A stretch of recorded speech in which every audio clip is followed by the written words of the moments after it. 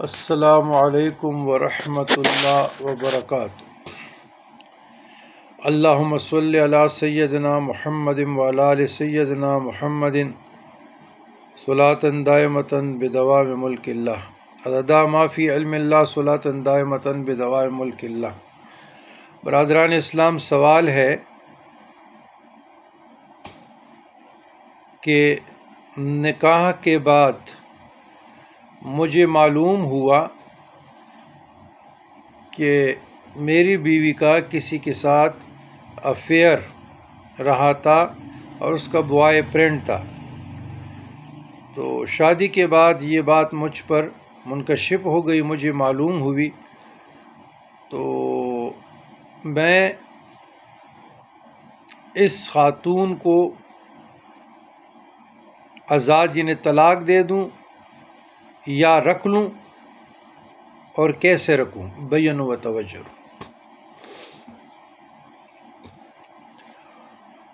عزیزی من،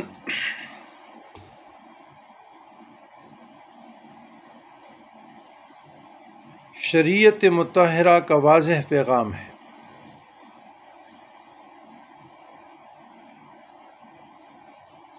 تمام حدیث میں بھی تمام بنی آدم خطا کار ہے، اور خطا کاروں میں سب سے بہترین وہ ہے جو توبہ کرے۔ اور ان اللہ یحب التوابین و یحب المتطہرین، اللہ توبہ کرنے والوں کو اور پاکیزہ لوگوں کو پسند کرتے ہیں۔ یحب المتطہرین، پاک صاف لوگوں کو۔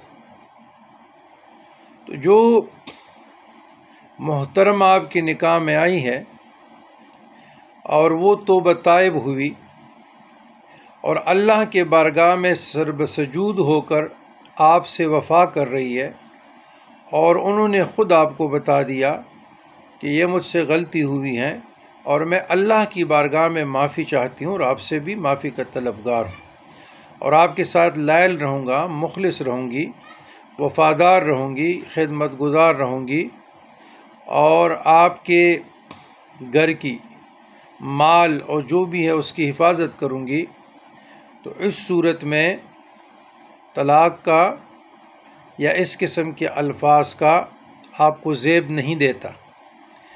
اللہ تبارک و تعالیٰ کے مخلوق ہے، وہی گناہوں کو بخشنے والا ہے۔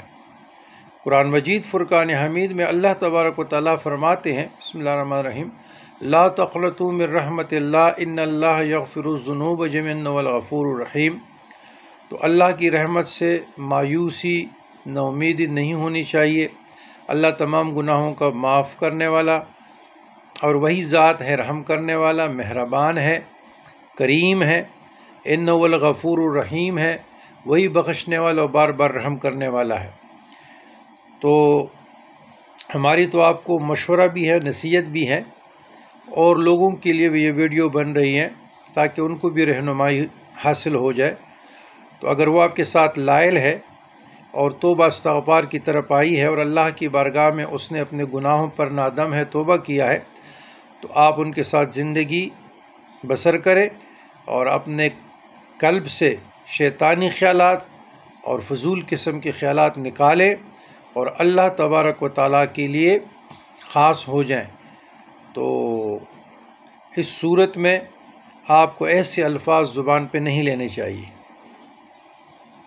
تو آپ اپنا زندگی گزاریں اور دونوں مل کر آگے بڑھنے کی کوشش کریں۔